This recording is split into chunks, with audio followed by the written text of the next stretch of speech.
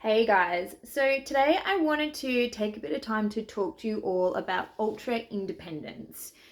This is a thing that we really need to talk about when we're looking at trauma responses and when we're looking at the relationships that we have in our life. Because oftentimes, maybe it is even yourself where you're ultra independent or you're dealing with someone who is ultra independent. And so understanding what's going on here behind this trauma response is super important to being able to help yourself and being able to help those that you love in your life.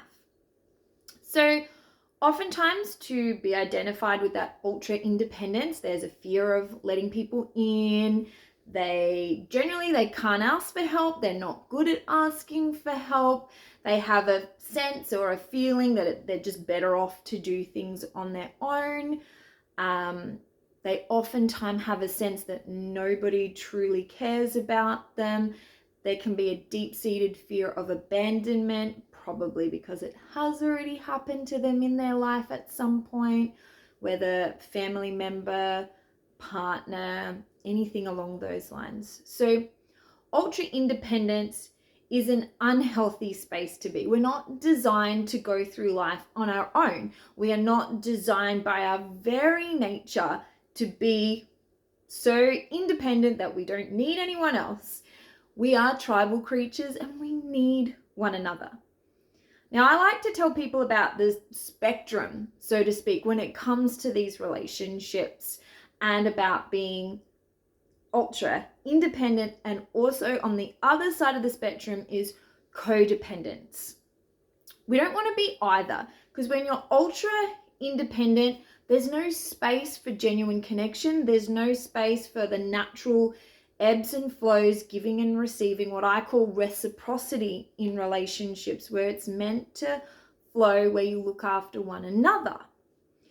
So on the other end of the spectrum, there is codependency. Now, codependency is just as unhealthy as ultra independence. Codependency is generally where people just don't want to take responsibility for themselves. They expect others to do everything for them, and there's really a reliance on maybe one person or other people to make sure they can do life. Like they can't do anything on their own. Oftentimes, people with ultra independence have a real fear of seeming codependent, seeming needy, because they actually want connection. And that's why it's really important to bring up codependency, because you are nothing like being codependent and relying on someone to do everything for you. Otherwise, you can't exist. You can't resist having someone look after you. That's the whole thing though.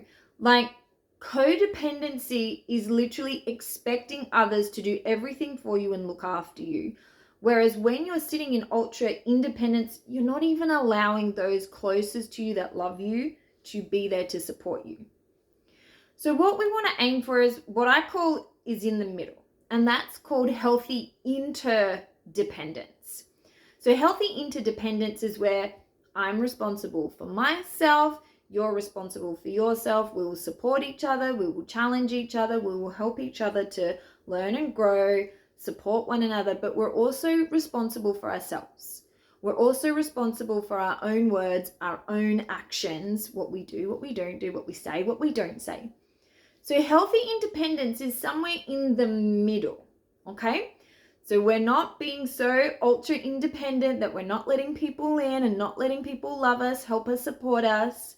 And then on the opposite end of the spectrum, we're not being codependent, where we expect everybody else to look after us and do everything for us. We want something in the middle, where there's two parties coming together to equally love and support one another, but are taking responsibility for themselves as individuals.